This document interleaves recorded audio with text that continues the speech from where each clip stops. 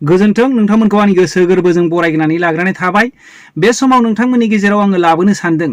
दानो गोबांथार ससियेल मिडियानि गेजेरजोंहाय जोङो नुनो मोन्दों, इउटुब खेवब्लानो फेसबुक खेवब्लानो जोङो नुनो मोन्दों दुलाराय बर' फरायसा आफादनि आफादगिरिनि कल भाइराल जानाय आरो मैखोम बसुमतारिनि कल भाइराल जानायखौ जोङो नुनो मोन्दों रायजो राजाफोर। दिनै मानगोनां दिपेन बर'खौ दिनै मैखोम बसुमतारिया दिनै मानो कल भाइराल खालामखो?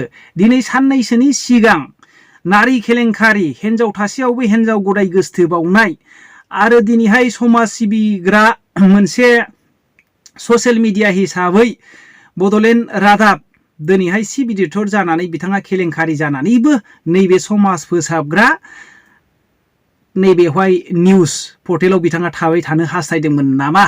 आरो हिन्जाव गदाय लानायावहाय दिनै आबसुखौहाय मदद खालामजानो हास्थायदोंमोन नामा? बे मदद खालामैयावहाय दिनैहाय नैबे दिपेन बर'नावहाय मदद बिनायावहाय दिनै मदद खालामैयावहाय दिनैहाय गाव जे आउट जाबाय दिपेन बर'खौबो दिनै दुलाराय बर' फरायसा आफादनिफ्राय आउट खालामनो थाखाय बिथाङा सानदोंमोन नामा? जायनि थाखाय दिनैहाय बिथाङा कल रेकर्ड भाइराल खालामदों नामा? बे मोनसे गेदेर सोंथि फैदों। रायजो राजाफोर नोंथांमोनहा मा मोनदांथिदों? नोंथांमोनहा कमेन्ट खालाम हर।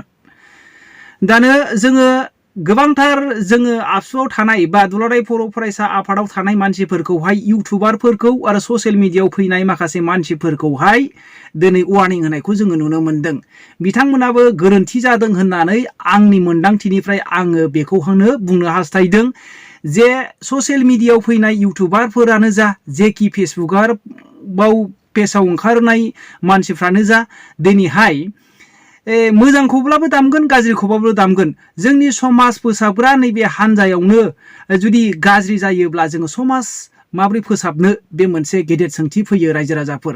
दा इउटुबारफोरखौ आरो नैबे ससियेल मिडियायाव ओंखारग्रा सुबुंफोरखौ दिनै दुलाराय बर' फरायसा आफादनि मानसिफोरा दिनै गावसोरखौल' समाज सिबिग्रा फोसाबग्रा साननाया बेयो जोबोद गोरोन्थि होननानै सानो। बुंनो थाङोब्ला सादारन सुबुंफ्रासो दिनैहाय जोंनि जे हारिनि हारिमुखौहाय दिनै फोथांनानै लाखिगासिनो दङ। मानो होनोब्ला गामियाव थानाय जाम्बा जाम्बिफ्रा दख'ना गानो, गामसा गानो। दिनै दुलाराय बर' फरायसा आफादाव थानाय आबसुआव थानाय माखासे सुबुंफ्रा दिनै गामसा गानो नामा? दिनैहाय बिथांमोनहा दिनैहाय दख'ना गानो नामा? जोङो गाननायखौ नुवा। मोजांसिन सिबियो होननानै हारिखौ फोथांनानै लाखिदों होननानै बुङोब्ला जोङो नैबे सादारन गामियाव थानाय हालुवा आइ आफा मोनखौसो जोङो नुनो मोनो आरो जोङो माखासे आइजोफोर आरो माखासे सुबुंफोरखौसो जोङो बर'नि माबाफोरखौहाय हारिमुखौ लाखिनायखौ जोङो नुनो मोनो रायजो राजाफोर। नाथाय दिनैहाय बे गियानिनि बाथ्रा नङा गुबुनखौहाय वार्निं होनाय आरो गुबुनखौहाय थ्रेटनिं होनाय, बे बाथ्राया गियानिनि नङा होननानै आङो सानो। नोंथांमोना मा मोनदांथियो? आरो नैबे कार्बि आंलंनि माखासे दुलाराय बर' फरायसा आफादनि मावथि मानगोनां सुबुंफ्रा मा बुंदों? नोंथांमोना खोनासंनायनि उनावहाय नोंथांमोना कमेन्ट खालाम हर। आपके स्कूल में टीचर ही गायब हैं, 4-4 क्लासरूम में टीचर ही नहीं है, बच्चे क्यों आएंगे? क्यों भेजें इनके माता पिता इनको स्कूल? स्कूल कबाड़ खाना बना हुआ है, इतनी गंदगी है, पीने के लिए पानी नहीं है, क्लास में टीचर नहीं है। बच्चों की क्या गलती है वो नहीं आ रहे? तो जिम्मेदारी तो आपकी है। ये क्या है? पता नहीं मैम, मैं भी मैखोम बसुमतारिनि एबा बड'लेण्ड रादाबनि एक्स एडिटर इन चिफ बिथांनि सायाव जोङो दुखु फोरमायदों। बिथाङा आथिखालनि मानगोनां एबसुनि आफादगिरि दिपेन बर'नि आरो गावजों सावरायनाय अडिअ रेकर्डखौ एडिट खालामनानै बिथाङा भाइरेल खालामदों। आरो बे भाइरेल खालामनायनि थाखाय गोबां माने थासारिया गाज्रि जादों। दा बेनिखायनो जोङो कार्बि आंलं डिस्ट्रिक्ट दुलाराय बर' फरायसा आफादा जोङो मैखोम बसुमतारिनि सायाव जोङो दुखु फोरमायदों। बिथाङा बेबायदि खालामनाङामोन। जिहेतु 2020 सननि 21 जानुवारियाव बिटिआर एकर्डनि माखासे बाथ्राफोरखौ लानानै सावरायनायाव जोंनि मानगोनां आथिखालनि आफादगिरि बिथाङा बुंदोंमोन आरो मैखोम बसुमतारिया सोंदोंमोन जे बिटिआर एकर्डआ जालांबाय पिस एकर्डआ जालांबाय थेवबो मानो थाखाय मोननै आरो दोलोआ फ्रेक्सन खालामनानै आरोबाव माने हाग्रायाव थांफिनबाय बे बाथ्राखौ सोंनायाव जोंनि आफादगिरि बिथाङा बुंदोंमोन जे माखासे बाथ्राखौ आंनाव सोङालासिनो बिथां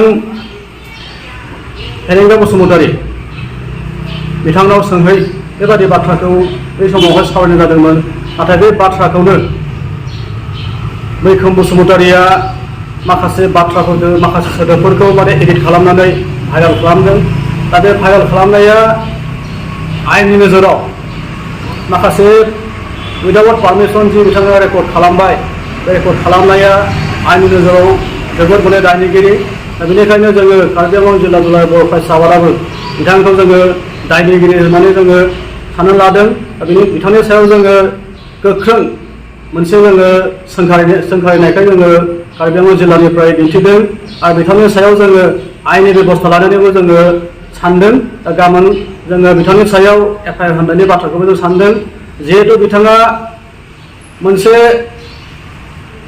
सान्थिखौ बिथाङा असान्थि परिबेसआव लाबोदों जि दुलाराय बर' फरायसा आफादा गोबां माने सिमांजों दावबायदों खौसेथि थामोनथाय आरो दावगाथाय माखासे बे मोन्थोरजों माने दावबायबाय थादों आरो बे खामानि मावनायाव बेफोरबायदि माखासे बाथ्राफ्रा खामानि मावनायनि परिबेसखौ गाज्रि खालामो दा बेनिखायनो बेफोरबायदि बाथ्रा एडिट खालामनानै समाजाव माने गाज्रि बारहावा माने लाबोनानै जि माने बिथाङा गाज्रि माने खामानि मावबाय दा बाहाय जोङो बिथांखौ जोङो सोंखारिदों जियानो हक कार्बि आंलं जिल्लायाव बर' फरायसा आफादाबो बिथांखौ जोङो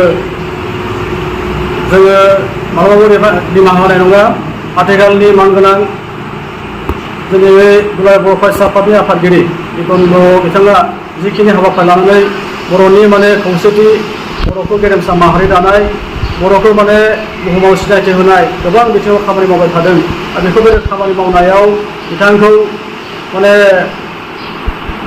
दुर्बल खालामनानै मोनसे सिमां नुदों नामा बिथाङा दा बेनिखायनो बेफोरबायदि माने भाइरेल खालामनानै बिथांनि माने गोसोखौ लोरबां खालामनानै थांखि लादों ना बिथाङा दा बेनिखायनो बेफोरबायदि बाथ्रानिफ्राय बेफोरबायदि खामानिनिफ्राय बे एक्स माने एडिटर इन चिफ बड'लेण्ड रादाबनि मैखोम बसुमतारिया जानगाराव थानांगौ दा बेनिखायनो जों फिन खेबसे बिथांखौ बुंदों कार्बि आंलं डिस्ट्रिक्ट दुलाराय बर' फरायसा आफादाबो बिथांखौ जोङो बिथांनि सायाव जों एफआइआर होगोन आरो बिथाङा आयेननि बायदि जिखिनि माने साजा मोननांगौ बिथाङा साजा मोननांगोन आरो मोनखागोन दा बेखिनि आसा खालामदों आरो बेनि उनाव जोंनि समाजाव एबा जोंनि बर'फोरनि माखासे इउटुबार बिथांमोनाबो माखासे माने बाथ्राफोरखौ सानालासिनो माने बिथांमोननि टिआरए बा बिथांमोननि भिउखौ माने बारायनो थाखाय नाना रोखोमनि बाथ्राफोरखौ माने बिथांमोना देखायलाबायदों आरो बिथांमोना नाना रोखोमनि माने अडिअ भिडिअ माने माखासे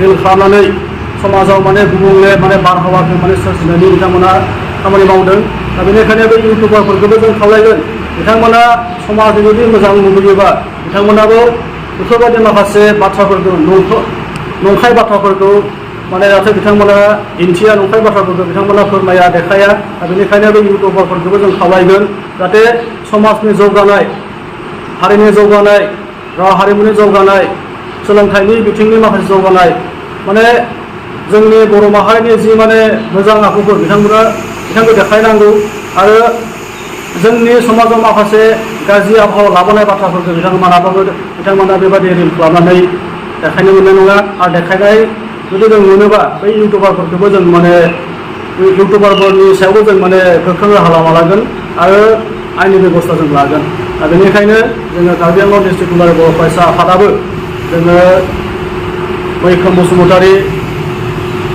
एक्स एडिटर इन चिफ बड'लेण्ड रादाब बिथांखौ जोङो सोंखारिदों आरो लोगोसे इउटुबार बिथांमोनखौबो जोङो सोंखारिदों जाहाथे बिथाङा समाज बेरेखा जिखुनु हाबाफारिनिफ्राय जानगाराव थानांगौ अन्यथा जों बिथांमोननि सायाव जोङो आयेननि बेबस्था लागोन आरो लोगोसे मोनसे बाथ्राखौबो जोङो बुंगोन सिगांनि दुलाराय बर' फरायसा आफादनि एजिएस एबा एक्सपेल माने लिडार बिथां कास्टम बसुमतारी बिथाङाबो मालाबा जों नुबाय थादों जोंनि दुलाराय बर' फरायसा आफाद लोगोसे दुलाराय बर' फरायसा आफादनि आफादगिरि मानगोनां मुस्रि दिपेन बर'नि सायाव गोबां रोखोमनि नंखाय बाथ्राफोरखौ बुंदों। दुलाराय बर' फरायसा आफादनि माखासे मावथांखि माखासे हाबाफारिखौ लानानै बिथाङा गोबां माने नंखाय जि माने जुक्तिफोर माने बाथ्राफोरखौ बिथाङा फोरमायलाबायदों। दा बेनिखायनो बेफोरबायदि माने बाथ्राखौ जाहाथे बिथाङा बुङा नंखाय बाथ्राफोरखौ बुंनानै समाजाव माने गुबुंले माने बारहावा जाहाथे बिथाङा सोरजिया। दा बेनिखायनो जोङो कास्टम बसुमतारी एक्सपेल माने लिडार दुलाराय बर' फरायसा आफादनि बिथांखौबो जोङो गोख्रोङै सोंखारिदों जाहाथे बिथाङा बेफोरबायदि बाथ्रा बुंनायनिफ्राय जानगाराव थायो। नंखाय बाथ्राफोरखौ फोसावलाबायनानै समाजाव एबा दुलाराय बर' फरायसा आफादनि माखासे मावथांखि माखासे हाबाफारि लानायाव बिथाङा जाहाथे माने हेंथा होआ बे माने बेफोरबायदि खामानिनिफ्राय जाहाथे बिथाङा जानगार जायो। दा बेनिखायनो जोङो कार्बि आंलं डिस्ट्रिक्ट दुलाराय बर' फरायसा आफादनि जानानै बिथां कास्टम बसुमतारीखौबो जों सोंखारिदों। आरो बिथाङा जुदि नंखाय बाथ्राफोरखौ नंगुबै बाथ्राफोरखौ ओरैनो माने